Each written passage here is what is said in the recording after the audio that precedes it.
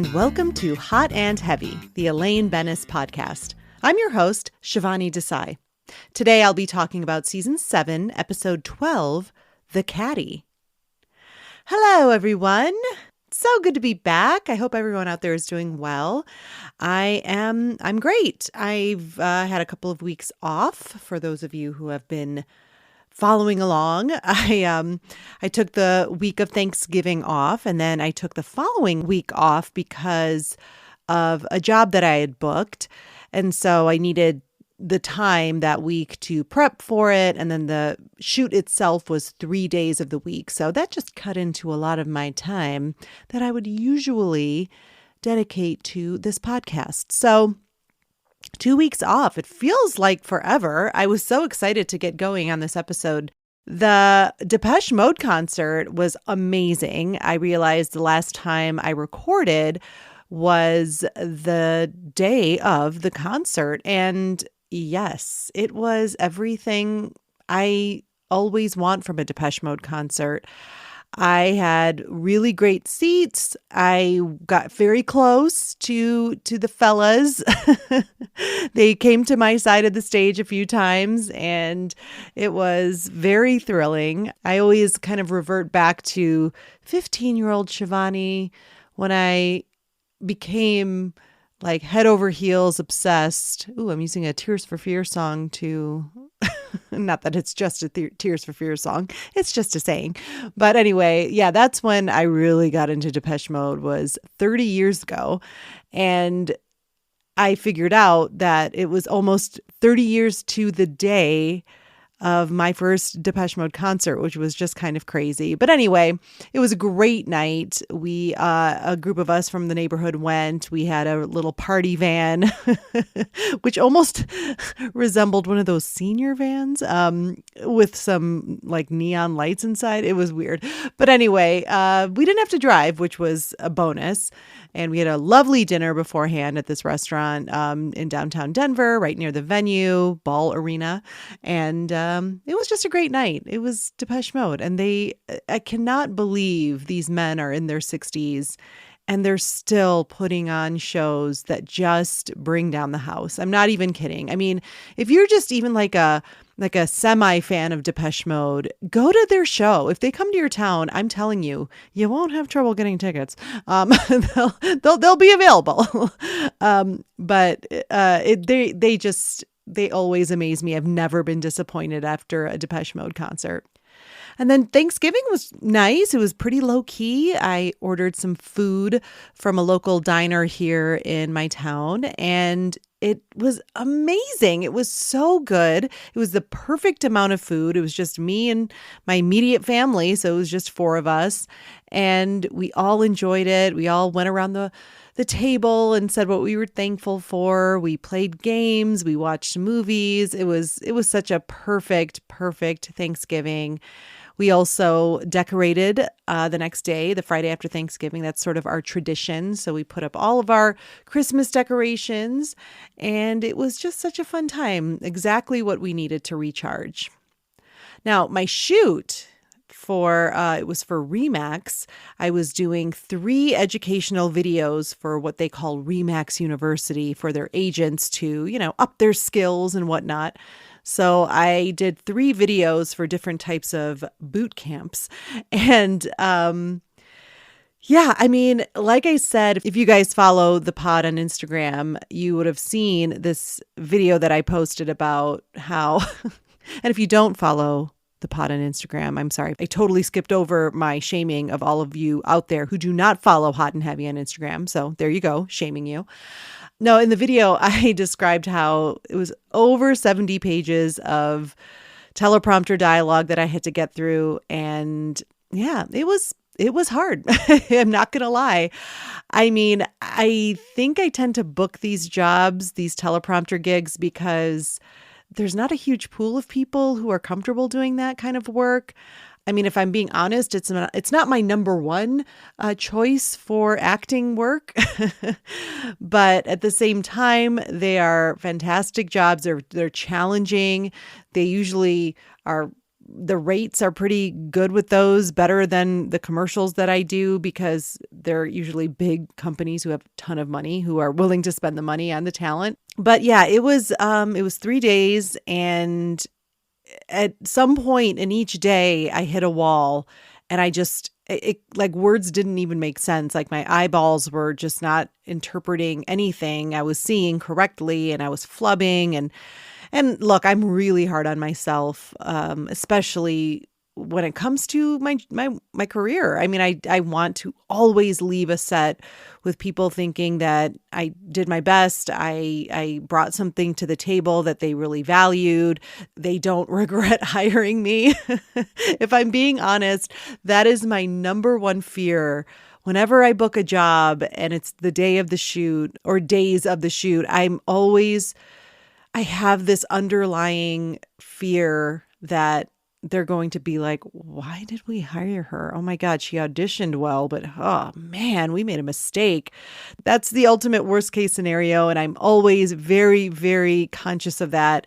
I mean, to have someone regret hiring you is probably the worst feeling. So at any rate, I got through it. The folks there at the shoot were very patient with me.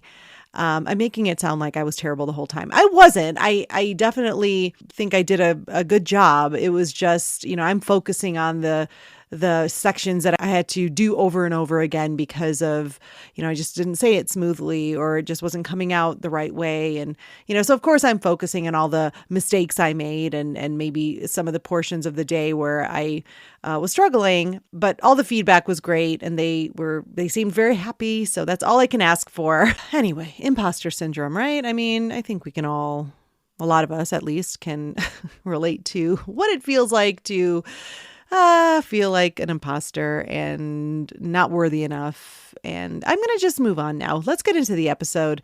The synopsis for the caddy is as follows. Kramer's caddy begins to advise him off the golf course. George leaves his car at the office parking lot so that his bosses will think he works long hours, even though he's gone away with Susan to her father's rebuilt cabin. Elaine gives a bra to a wealthy childhood acquaintance, Sue Ellen, who was notorious for never wearing bras. Sue Ellen begins wearing the bra as a top, causing a distracted Jerry and Kramer to wreck George's car. This episode was written by Andy Robin and Greg Cavett. All right, first we're in Jerry's apartment. George has locked his keys in his car, and because he's an idiot, he tells Jerry. Jerry suggests a locksmith, but George says, oh no, I signed up for this auto club. It's got free locksmith services. I'm just waiting for the membership to kick in. And that his car's been sitting in the parking lot for 3 days. Kramer enters with his golf clubs. Even though the calendar says winter, he's still playing. The courses are closed, but he's been sneaking in with Stan the caddy. Also, Stan's advice has transformed his game. He's never wrong. And he actually thinks Kramer could be on the senior tour someday. That's his dream. Then we hear someone knocking on Kramer's door in the hallway, and it's Stan. Kramer brings him into Jerry's place and introduces him to George and Jerry. And Stan doesn't miss a beat. He starts giving Kramer advice about his golfing wardrobe for the day. Good advice, Stan. They exit, and Jerry and George sort of back announce him, Stan the caddy. All right, next we're on the street. Elaine is walking down the street when she hears her name. And she turns to see a woman walking towards her, and we hear Elaine's voiceover. She says, oh, great. It's the braless wonder. Who does she think she's kidding? Look at her. She's totally out of control. Finally, the woman reaches Elaine. Elaine asks what she's been up to. Oh, just hanging out. Elaine looks at her chest. Oh, yeah. She tells Elaine that she's having a birthday party the next day and she would love it if she could come. Elaine's like, oh, tomorrow. I don't know if I can. Oh, really? Yeah, I'm just really, really busy. Well, the woman says, oh, well, I hope you can still get me a gift. I'm just kidding. The actress in this scene is Brenda Strong. She plays Sue Ellen Mischke. We don't hear the name in this scene, but we know it's Sue Ellen. You probably recognize her from so many things. She's a very successful actress. She's appeared in Party of Five, Everwood, Desperate Housewives, among many other things. She will also return as Sue Ellen Mischke in 3 more episodes of Seinfeld. I think she is absolutely perfect to be Elaine's Lex Luthor. Even in this first scene, you see pretty quickly why she's annoying. I mean, of course, we see her swinging around with no bra on, so we know why Elaine finds her annoying. But also just in her attitude, it's perfectly cast. Brenda Strong plays this so well. Ba ba ba ba ba boom ba dum boom boom boom boom boom. We have a Gilmore Girls Seinfeld connection. Brenda appeared in an episode of Gilmore Girls called Like Mother, Like Daughter. She played a Chilton mom who ends up getting interested in Luke, another Gilmore Girls Seinfeld connection actor, Scott Patterson, who plays Billy, Elaine's boyfriend, who, has to prove he's sponge-worthy. So it's just like a lot of circular Gilmore Girls Seinfeld connections here, which makes it very delightful for me. My take on this scene, it's a really fun opening scene for Elaine. And then Brenda Strong just bringing it, or them, should I say, as she walks towards Elaine. So funny. I mean, this is a type of physical comedy, really. I mean, she's just walking, right? But she's clearly not wearing a bra, as the nickname for her character, Braless Wonder, suggests, and her whole plot line revolves around it. I do want to mention now, in the inside look, Andy Ackerman, who is the director of this episode, he was very nervous about directing Brenda. He just was like, I wanted to be really sensitive. I didn't want her to be uncomfortable. But she was such a pro, totally up for it. Just let them swing out of control. And he was like, it was such a relief to work with an actress who was willing to just go for it and got the comedy of it. She was a real trooper, he said. And again, pretty out there for a network sitcom to do this. I mean, I just love that this is Elaine's story. It's so fantastic. First of all, just the whole braless thing, seeing the swinging braless boobs, like what? Like what sitcom does that? Well, Seinfeld does. And then just getting to meet Elaine's arch enemy is by far one of the best storylines for Elaine up to this point in the series. I'm so glad that they brought in this character. And JLD, her performance is great. I always love when she plays like feigned friendliness, like that little forced laugh at the end. And both women are hilarious here. I love that sort of double female comedy power. All right, next we're in George's office. Wilhelm enters while George is clearly goofing around with a paper plane. Wilhelm tells him how he and Steinbrenner really appreciate him putting in so many hours, and also that the assistant to the general manager really isn't working out. And Mr. Steinbrenner thinks George may be the right man for the job, so keep it under your hat. Wilhelm exits, and George is sort of confused for a second or two, and then, we see him figure it out. Next, we're in Jerry's apartment. George is telling Jerry about this possible promotion and that he could be a heartbeat away from making decisions on trades. It's a hell of an organization they're running up there, Jerry says. Can't understand why they haven't won a pennant in 15 years. And George explains it's all because of the car. Steinbrenner is the first one in, so he sees George's car there. And Wilhelm is the last to leave and still sees George's car. So between the two of them, they think he's working an 18-hour day. Wow, the best career move you've ever made, Jerry says, locking your keys in your car. Elaine enters. Hey, how you doing? Better now, she says. Jerry's like, what happened? She asks Jerry if he remembers Sue Ellen Mischke. Who? The woman I grew up with in Maryland. She moved here last year. Sounds familiar, Jerry says. The heiress to the O. Henry candy bar fortune. Oh, yeah, Jerry remembers now. Well, Elaine ran into her. She tells Jerry and George, this woman has never, not once, as long as I have known her, worn a bra. Jerry and George fake appallment. And that's a real word, by the way. I didn't know that. I was like, how do I say they faked being appalled? It's too wordy. They faked appallment. And they said, that's disgusting. It's wrong. It's rude. I wouldn't look at her. Elaine's like, all right, I'm out of here. But then they yell for her to stay. She says, you don't understand. She hasn't changed at all. She stole my boyfriend in high school. Then we flash back to this scene of high school Elaine talking to her cute boyfriend, who's named Tom Cosley, by the way. And she describes how Sue Ellen comes walking by in this floozy outfit, and he followed her right out the door. Back to the present, Jerry says, oh, she's your Lex Luthor. And Elaine goes on, her birthday's coming up. So I decided to get her a gift. What are you going to get her? A very traditional, a very supportive brassiere. Oh, there's nothing subtle about that, Jerry says. And George disagrees. She might just think it's a gift. Have I ever gotten you a jockstrap as a gift? My take on this scene, I love the Elaine portion of the scene. I like when she's holding court with the guys and they seem genuinely interested. I love when the dynamic's that way. Like they're really like invested in what she's talking about. And she is like so excited to tell them what she's going to do. It does get very expositional here with Elaine having to explain to Jerry and George who Sue Ellen Mischke is, but it's fine. I think it's believable. Sometimes we do have to do that with our friends. We're like, remember this person? No, I mentioned them. It's obviously for the audience's benefit, but that's how we find out. She's explaining it to Jerry who this Sue Ellen Mischke is. And I need to acknowledge how incredibly adorable high school Elaine is. I almost can't handle it. I love that they made the choice to show this flashback instead of just having Elaine talk about it. It just adds so much to the episode and to the experience for the audience to like see it happen in real time in this flashback. Oh my gosh. And she's just so incredibly adorable in that scene. I love her, the styling, it's clearly the 70s. It's just so adorable. And then the pride Elaine feels with this bra gift idea is so great. I love this performance by JLD and her physicality throughout this scene. Like she's just like the way she's moving her head and her expressions. All of it adds to the great moments in this scene. All right, next we're in Monk's. George joins Jerry at a booth. Jerry's confused. Aren't you supposed to be at work? Well, he's thinking about getting out of town with Susan for a few days. Her parents rebuilt the cabin. And he says he can just leave the car there and, no one at work will know. Jerry questions if this is such a good idea being on the verge of this big promotion.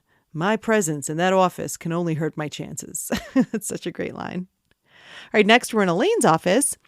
Elaine hears through her intercom that Sue Ellen Mischke is there to see her. She's kind of confused. All right, send her in. Then Sue Ellen comes to her door. Hi, Elaine. She's wearing the gifted bra with a blazer over it. Elaine is shocked. Hello. Sue Ellen says she was in the area and just wanted to stop in and thank her for a lovely gift. You're welcome. Sue Ellen asks, is something wrong? Well, Sue Ellen, it's not a top. It's a bra. She says, oh, I know. Thanks her again and exits. My take on this scene, there's not much to say here. We see the reveal of how Sue Ellen Mischke is wearing the gift. Such a perfect sort of fuck you to Elaine. I mean, well done, Sue Ellen. Not that I want our Elaine to be treated badly, but hey, she started the pettiness by giving the bra as a gift. So Sue Ellen called her pettiness and cranked it up a notch by wearing it as a top. I think it's a brilliant counterattack, if you will.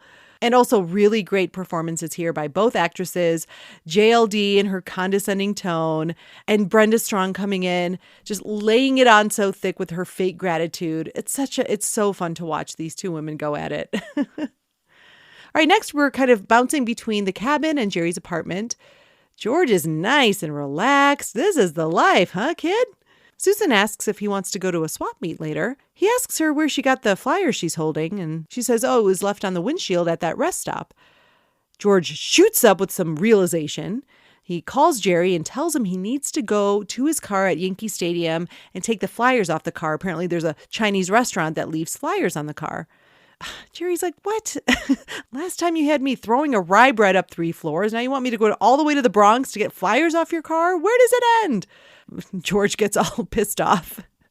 Jerry's like, fine, I'll do it.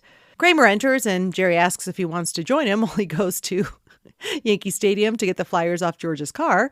Yeah, Kramer's all about it. And then they exit. Next, we're at Yankee Stadium and a car wash. George's car is covered in bird shit and flyers. Jerry's like, well, we can't leave it like this. We got to get it washed. They're going to know. Oh, but the keys are locked inside. Kramer looks around and then he comes back with I think it's a hanger and starts jimmying the lock. Oh, this is quite the life I lead, Jerry says.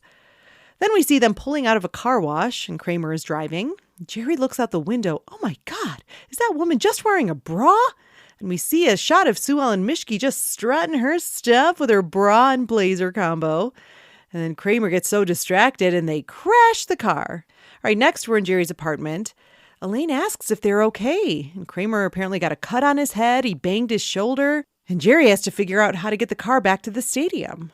Elaine's like, how did this happen? Jerry says he was staring at some woman. Well, I couldn't help it. You saw what she was wearing.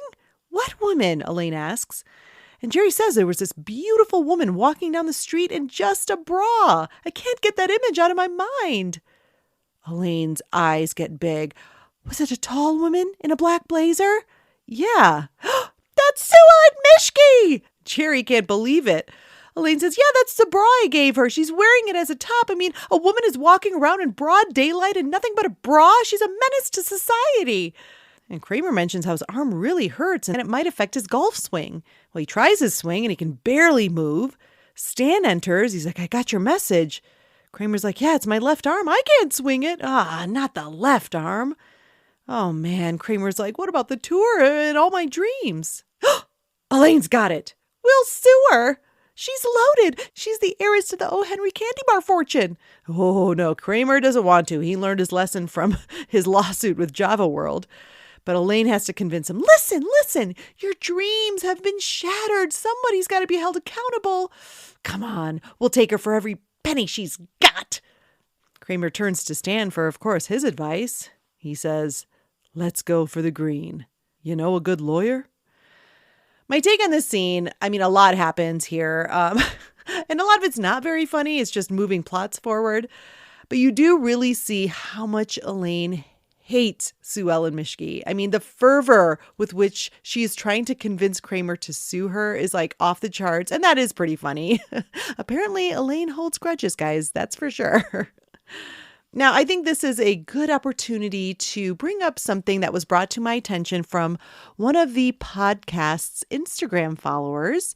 So I got a message from Steven Rodriguez, and he sent me a link, and he said, is this going to be on your podcast? Well, it's a link of the actor who plays Stan, the caddy. His name's Armin Shimmerman.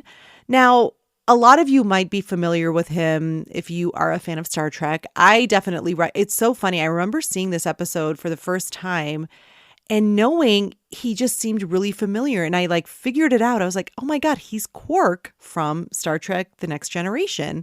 And his character Quark went on to be in Deep Space Nine. He was a pretty big character. So a successful actor. But anyway, Steven Rodriguez sent me this link to, well, I'll let you guys listen to it. When he was asked, it looks like maybe a Comic-Con or some kind of a Star Trek convention. It looked like someone had asked him about his experience on Seinfeld. I hated them. Hated them.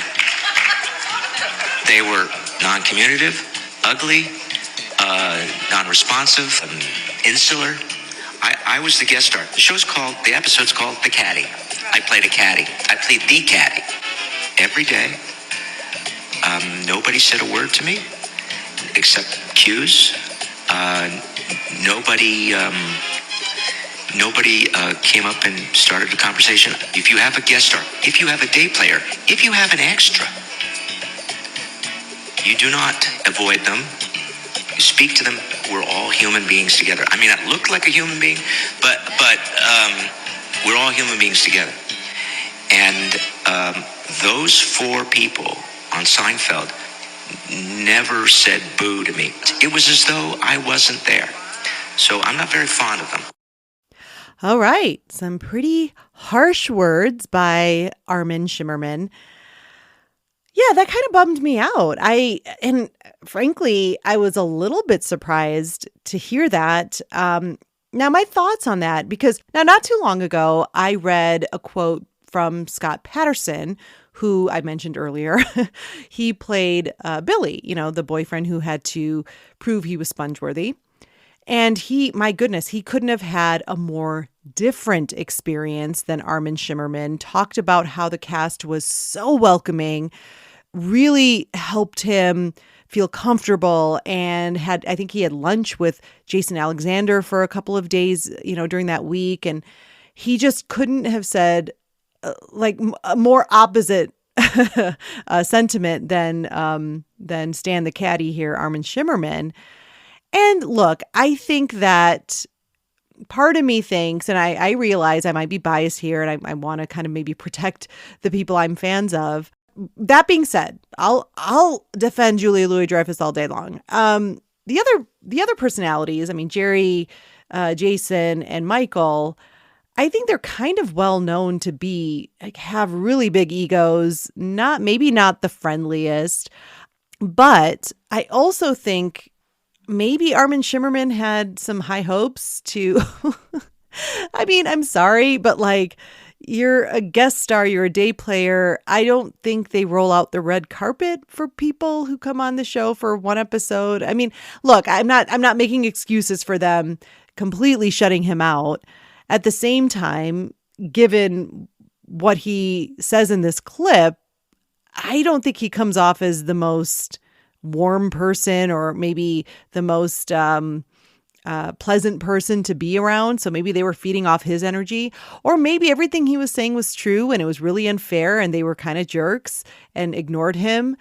But maybe they were having a shitty week. Maybe something happened. I feel like sometimes we get judged on an interaction that may not be reflective of our, true personalities most of the time. Maybe he just caught them on a bad week.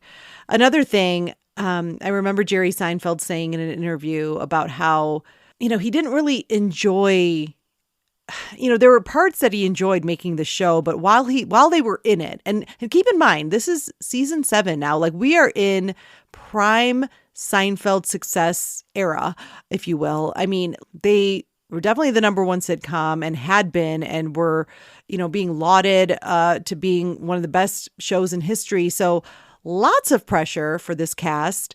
And Jerry, when he was reflecting on making the show, he's just I didn't really enjoy it at the time, in the sense that, all we were doing was trying to put on the best show. It wasn't about us having a good time making it. It was about making sure we were putting out the best product. Now, that might be a little extreme. I'm sure they enjoyed making the show, in certain respects. But I think when they look back, they probably, like I do. I just talked about this on my shoot for Remax, because it's the same, it's totally the same Remax shoot, making one of the all-time best network sitcoms.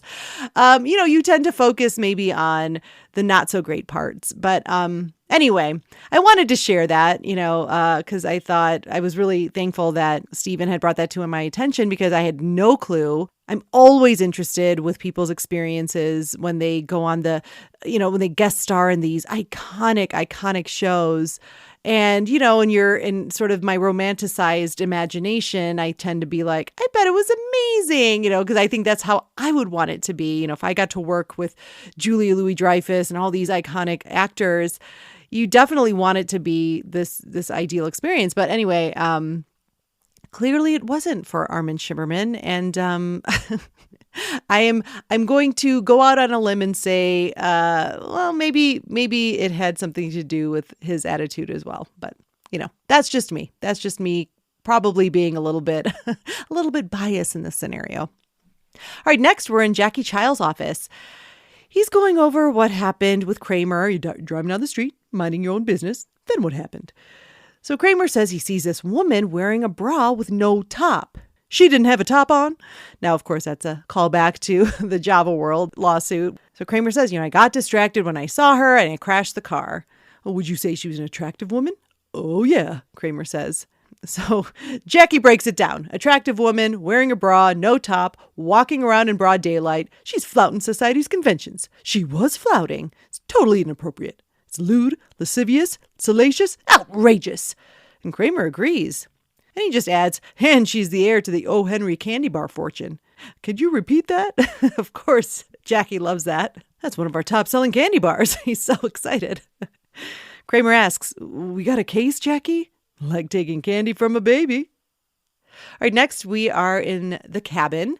George is trying to figure out some trades. He's definitely thinking he's going to get this promotion. Susan's still worried about the whole car thing. Would you relax? Jerry's taking care of it. I got the whole thing covered. Then we see a quick scene of Jerry parking George's smashed up car back into his space and walking away. Next, we're in Steinbrenner's office. Wilhelm comes in. He's panicked, says no one has seen George and that his car is all beat up and there's blood in the car as well. So obviously he was in a car accident, and the trooper that he is, he still tried to come to work. And Steinbrenner wants the entire stadium searched. We must find George. Next, we're in Jerry's building. Sue Ellen Mischke is knocking on Kramer's door. Jerry walks up and he recognizes her. She turns to him and asks if he knows Kramer. Yes, I do. Do you know if he'll be back anytime soon? No. Is there something I can help you with? He asks. Sue Ellen says, no, I really just needed to speak with him. Jerry offers his place for her to wait until he comes back. And she says, yeah, I guess I can do that. And he rushes to unlock his door. All right, next we're in Steinbrenner's office. Wilhelm comes in to report that they could not find George anywhere. Oh, that means he's dead.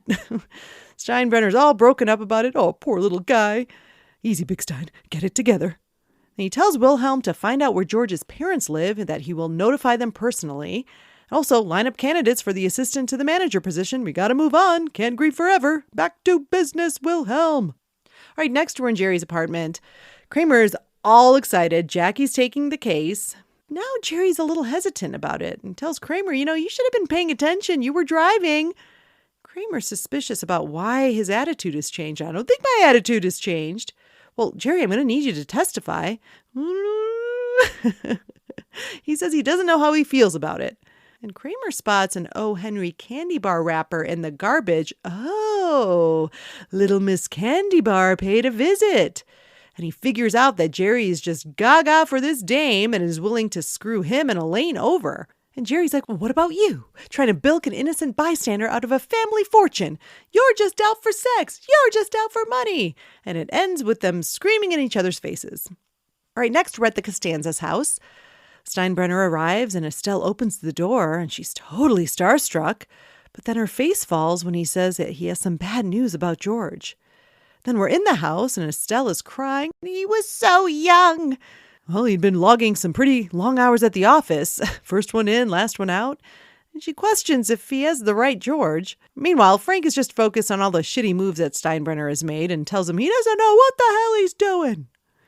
Next, we're in Jerry's apartment. Jerry walks in hearing a message from Frank on his answering machine saying that Steinbrenner's here, George is dead, call me back.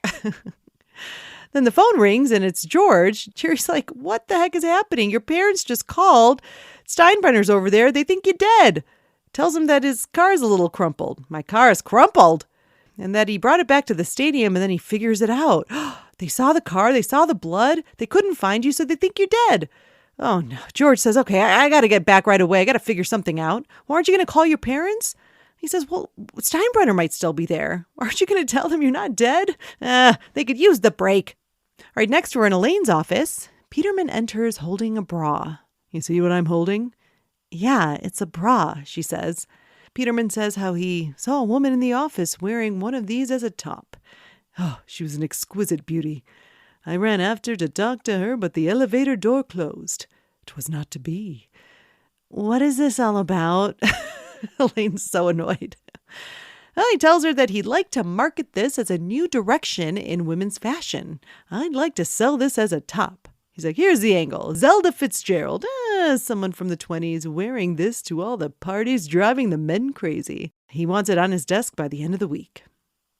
My take on this scene, this whole bra gift continuing to backfire for Elaine, it's just what makes Seinfeld so awesome. I mean, again, like I've said before, I love that Elaine is treated with the same level of like pie-in-the-face humor as the rest of the guys in the cast. These storylines where Elaine is experiencing something, and of course, a bra is very specific to being a woman, of course, most of the time, unless it's a man's ear. But anyway, my point is that this is like an interchangeable situation that could have been George's plot, maybe not with a bra, but with something else, like a revenge gift. And so I love that this is another thing that Seinfeld did so well. They gave Elaine the opportunity to try and be conniving or try and be, petty and get back at her enemy.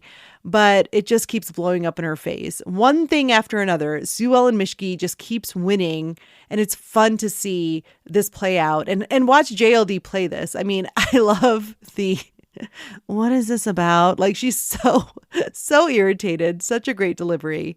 And it's such a creative way.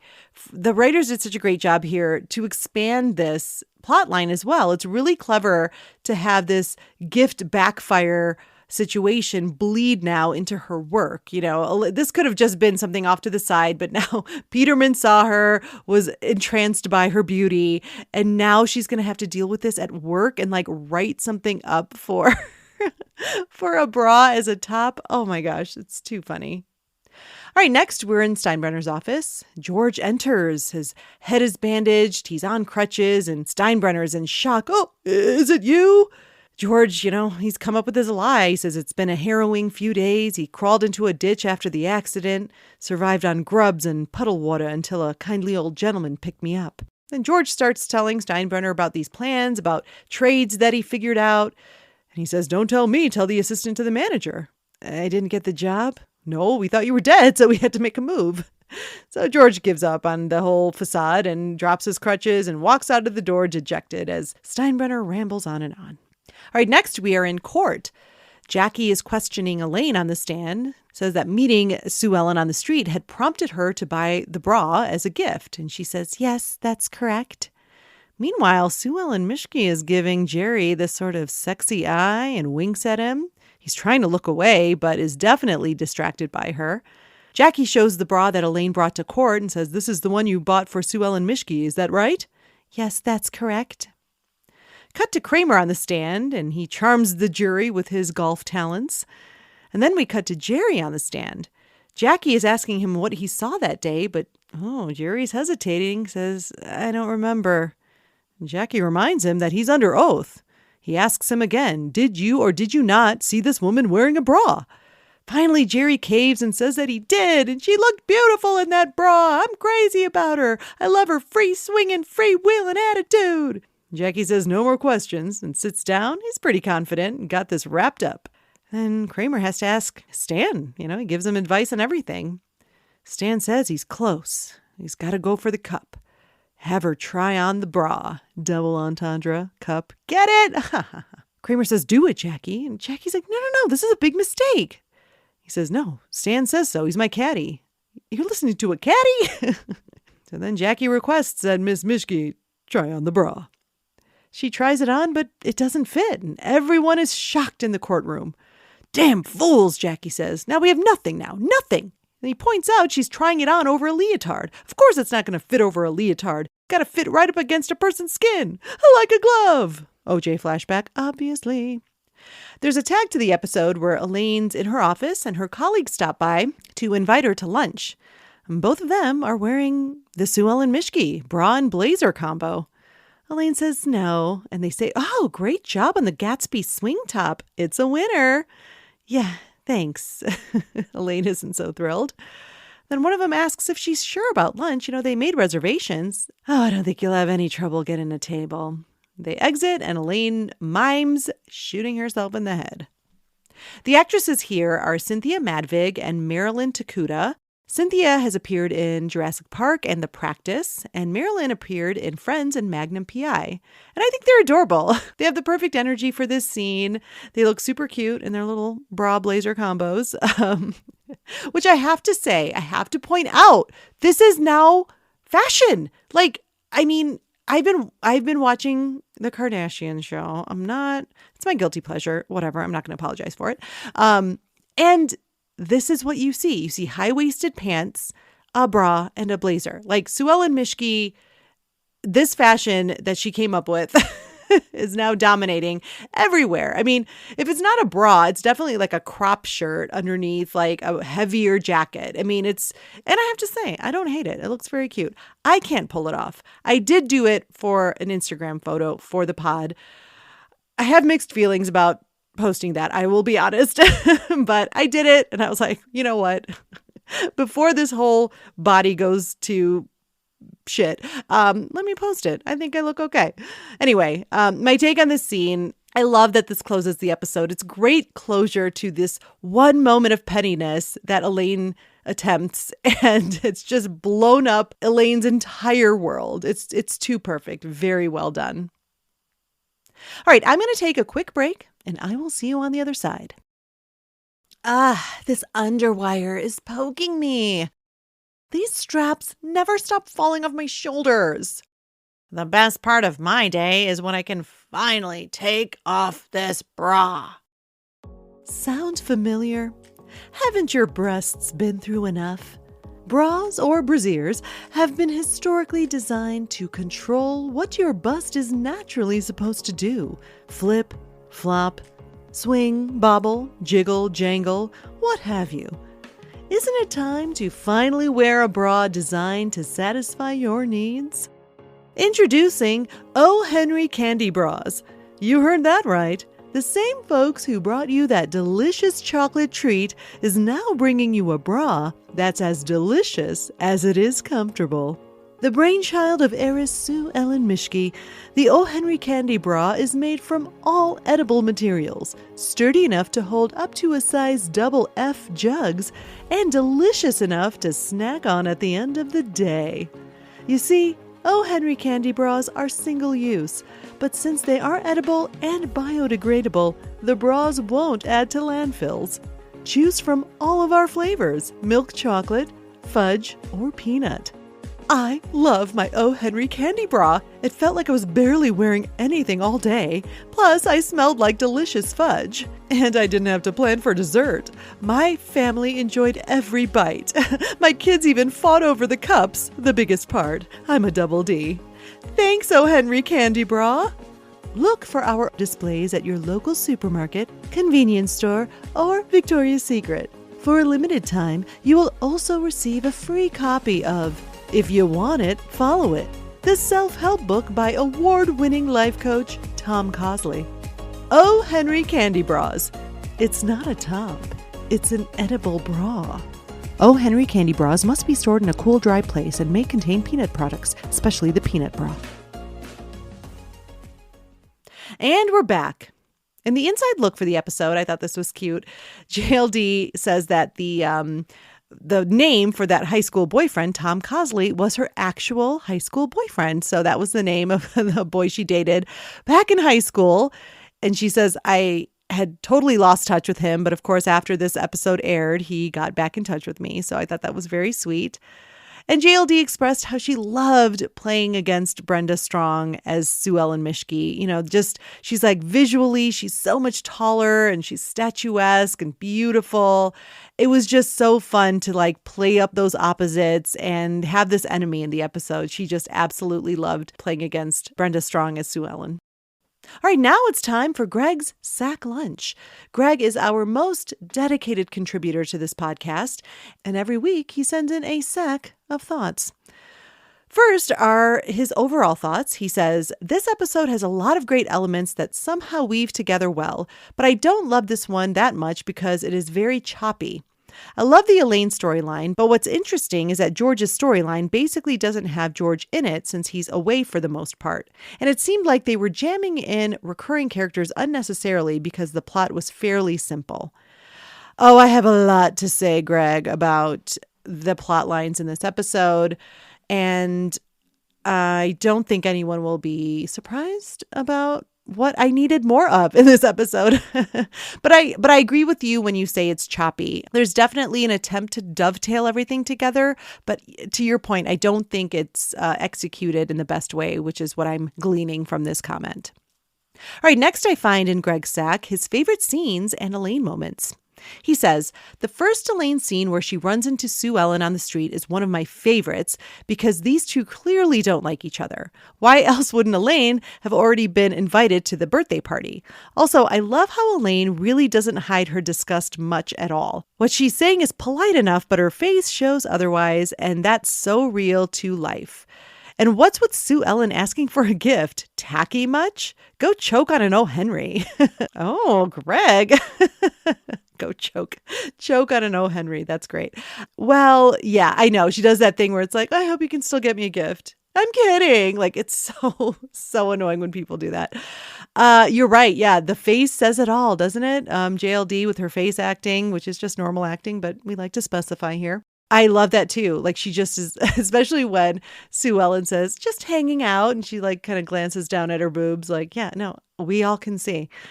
You brought up something really interesting. Yeah, she got a last minute invite or an invitation to the birthday party, much like the invitation to her wedding in the next season. So, or no, in a couple seasons from now. Yeah, that's another thing Sue Ellen Mischke does. She doesn't wear a bra and she doesn't invite Elaine until the last minute. Yes, I agree though. This scene is so incredibly great. And I love that they're both just so fake polite to each other. It's a delight to watch. Next, Greg says, the flashback to Elaine in high school was an awesome add-in. I really wish they'd done more with it because visually it was perfect. I mean, I've already said how much I love it. Yes, I mean, we're on the same page here. I love everything about it. And yes, I would have wanted to see more. I want to see more super adorable 70s high school Elaine. I cannot get enough of it. Can we bring that back, please? We already have the Sue Ellen Mischke out in fashion right now, but I need 70s high school Elaine to come back because it's so incredibly cute. Greg goes on to say, my favorite Elaine moment is when she realizes it was Sue Ellen who caused Kramer to crash the car and she screams, this woman is a menace to society. It's a great, I do love that. It is so funny. She's a menace to society. I just love that term in general. And I think there was a movie in the 90s called Menace to Society. Yeah, it's just the best way to phrase that. All right, next in Greg's sack is his scene swap idea. He says, I'd have taken the George Yankee stuff and saved all that for a different episode so we could have gotten more of Elaine and Sue Ellen interacting with each other. I need more of this relationship and more backstory, which we do get more of in a later episode. George's story is somewhat detached from everything else going on. I just really don't like the Steinbrenner character, and they were forcing that on us so much at this point. I noticed that anytime Elaine gets a really good story involving a female friend character, Jerry is always inserted into the dynamic somehow. Oh, that's a really good observation. I was trying to think of with Wendy, he's got the kiss hello with her. Yeah, that's a really good observation, Greg. Thank you. Yeah, I could not agree more. I've made it known on this podcast, I am never a fan of the Steinbrenner stuff. I can't even think of something except this thing. No, Steinbrenner, the whole thing is so annoying to me. And look, I am not a baseball person. I certainly am not a Yankees fan. I just don't know anything about that world. So, and I recognize that that's the opposite when it comes to Jerry and Larry. I think they're obsessed with baseball. But anyway, yes, we are completely on the same page, and I will get more into that in just a few minutes. Finally, Greg's extra thoughts in his sack, he says, how much attention is Sue Ellen seeking by wearing a bra as a top or no bra at all otherwise? Is it not enough that you're 14 feet tall? Well, I mean, clearly Sue Ellen just wants attention. I mean, as a tall woman, I don't think I'm as tall as Brenda Strong. I think I read that she's 5'11 and a half and I'm 5'9". So yeah, she's got a couple inches on me, but apparently not. It's not enough for her to be that tall. She needs the ladies, to be doing something as well, whether it be on display with no top or swinging free with a top. I mean, it's her prerogative. Greg goes on to say, I do love that we get a bit of the Costanzas here as well as Jackie Chiles and Susan. You know my feelings already in Jay Peterman. Not funny to me at all. I still don't get that, Greg. Stan the Caddy is kind of a throwaway character that I think maybe they would have wanted to have recurring, but there was zero to this guy. Whoa. Well, given that I have already revealed what the actor felt about his experience. Yeah, I just really feel like there must be two sides to this story. Maybe he was an asshole. Maybe he wasn't easy to work with. Maybe they just didn't like him. I mean, we see what they do to actors who they don't like, aka Susan, Heidi Sweetberg, they kill them. So in a sense, they kind of killed off Stan by not bringing him back. Yeah, I think it would have made sense if he became kind of like a Mickey, right?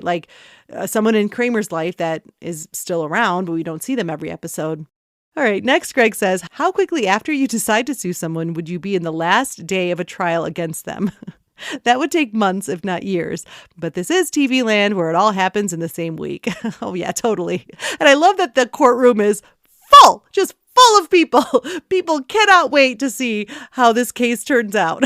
But yes, TV land, we just have to accept it. And Greg's last thought is, this show really tried to ride the OJ story happening in real life, didn't they? Oh, yeah. I mean, for how adamant Larry David was to not mention pop culture references in order to keep the show sort of evergreen, they really let that go when the OJ trial came around. I mean, and in the inside look, it's interesting. The actor who plays Jackie Childs, I mean, he was shocked to get a call again. He was like, I had no idea they were going to bring me back again. So it was a thrill. But he also said that he had heard how invested Jerry and Larry were in the OJ trial. I mean, I think we all were. I mean, I was a junior in high school. And I even remember thinking at that time, like, this is over the top. Do we need to have this trial on like the whole day? Like, it was televised. It was on all day. They preempted all the daytime television to just have this trial on. And it was so boring. Like, I mean, when you go through every step of a trial in the courtroom, I mean, it's not all exciting and fireworks like, like this trial, obviously, that everyone was in the courtroom for. What's going to happen to the heiress? Yeah. So the actor who played Jackie Childs was very much like, obviously thrilled to have a recurring character and come back. But at the same time, he was just like, clearly Jerry and Larry were still riding, as Greg says, the OJ story with a lot of enthusiasm. And I think, they probably figured this isn't some kind of fad or passing thing. We don't want to mention that kind of stuff on the show. But this was significant enough where even 30 years down the road, people will still know what we're talking about, which I don't know. I mean, of course, I came from that generation where I was very much aware of the trial. I was at the age where I recognized what was happening. But would younger people get this now? Probably not. All right. Thank you so much, Greg, for sending in your thoughts. And now it's time to close Greg's Sack Lunch. All right. Moving on to my favorite Elaine moments. I have to give it to the flashback. High school Elaine. I know it's kind of a throwaway scene in the sense that it's just a small moment. It's not throwaway because I love it and added so much to the episode. But I just love not only her look and how adorable she is. I'm going to keep saying it. But that reaction after her boyfriend walks away, like just like that, like she's so cute. And I remember when I first watched this episode back in 1996, it aired, feeling how it came out of nowhere and then also being like so amused and like loving it so much. I'm like, oh my God, look at Elaine. Like it really does. It kind of hits you in the face because you're not expecting to see this adorable high school Elaine and loving it instantly. A close second favorite Elaine moment is that first interaction with Sue Ellen on the street. Especially that voiceover and watching the brawlessness approach of Sue Ellen. I mean, it's all really, really funny. And Elaine's face as she's like waving like, oh God. Oh, so good. And my final notes for the episode, I'm backing away from the mic. More Elaine and Sue Ellen. I mean, right? How do you have such a juicy storyline for Elaine and not give it more time in the episode? This just escapes me. I don't understand how you could do that. I do love how Jerry gets involved in the plot, but the George plot to me is exhausting. I know, Greg, you said, let's just shift that to another episode. I don't know. Is it even worth it? I'm not a big fan of it in general. Again, not a fan of Steinbrenner. So that much fluff to fill the episode with, instead of just focusing on Sue Ellen Mischke, I just feel like JLD deserved a bigger chunk of the episode here because there was so much to that plot. And I do respect the attempt to sort of dovetail all the plots together. We know that they love to do that. I feel like we still could have gotten to like a dovetailed point in a more elegant way. Like, I never want to cut Jackie Childs out of an episode. Hell no. I mean, that character is just top notch. So keep the crash and the Kramer injury. I like Jerry falling for Sue Ellen. I think that's good. But let's involve George in some other way. Like, what that way is, I have no clue. And it doesn't matter at this point, obviously. But I just feel so cheated only seeing Elaine in like a few piddly scenes here and there. Like, she doesn't have that many scenes. And it's just a shame because, again, this is such a great plot.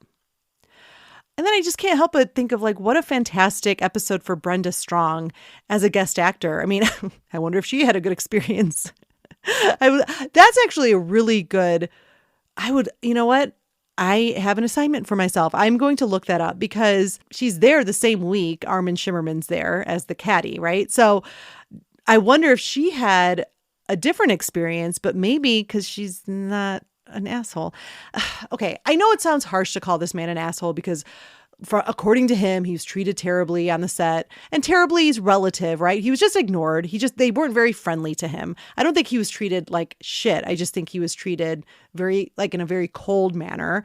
And I also have to say, I think it's just bad form to say that he hates the four of them. Like, it just seems a little classless to me. It's a strong word to use. Like, you can, I don't know. I'm getting on a tangent here, but let's just say I'm not going to sit there and take Armin Shimmerman's words at face value because I think they're like everything are two sides to a story.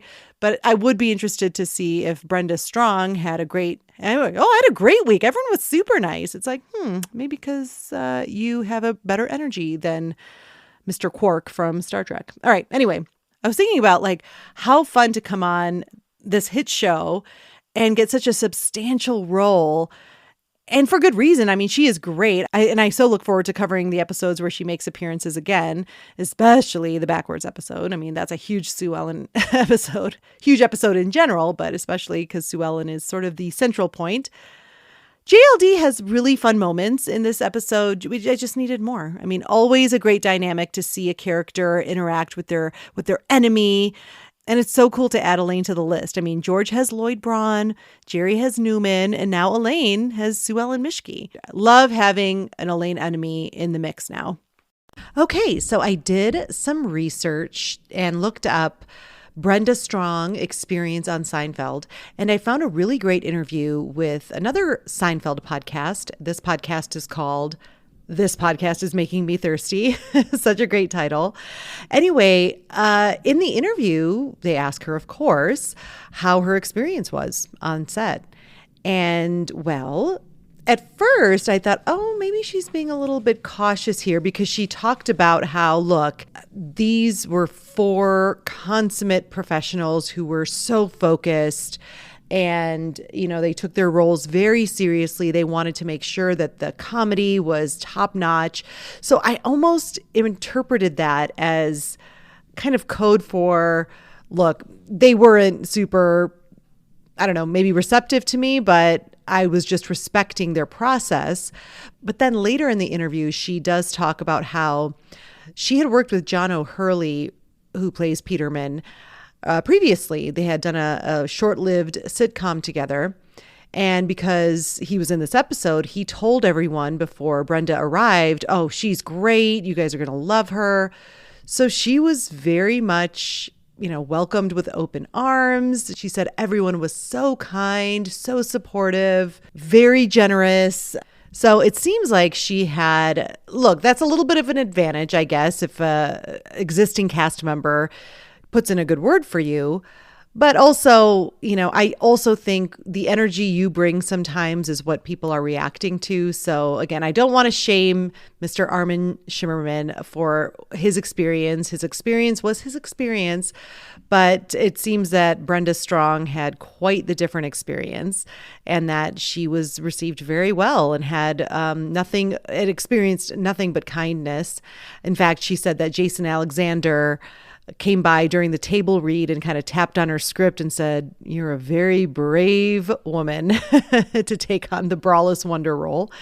And that she and Michael Richards actually would go to the same yoga studio together. They both would see each other quite a bit. And later he had his own show and cast her in it. So I feel like she made a really good impression, came in with some really good energy, and that's maybe why she was treated differently than Armin Shimmerman. At any rate, I definitely think you should always treat people with kindness, no matter who they are and what status they belong to. So I don't love hearing that Armin Shimmerman had a really bad experience in the sense that he wasn't very well received or interacted with, and the cast didn't go out of their way to make him feel as comfortable and supported as they did with Brenda Strong. I just noticed the little pun there. Comfortable and supported, like a bra. Not every bra. Anyway, so I just wanted to come back to the mic and share this with you. I thought it was really interesting to hear her perspective and contrasting experience from what we heard from Mr. Shimmerman, who played the Caddy. So overall, much like the bra under Sue Ellen Mischke's blazer, the episode feels like we only get a peek of the good stuff, and the good stuff being more Elaine, of course. And honestly, that's the best way I can put it. And I think that's all I can say about the Caddy. Please be sure to follow Hot and Heavy on social media. On Instagram, it's @HotHeavyElaine. On TikTok, it's @ElaineBennisPodcast. And if you'd like to email me some thoughts, please do at ElainePodcast@gmail.com. Thank you so much for listening. It's so wonderful to be back. And I'll see you next time.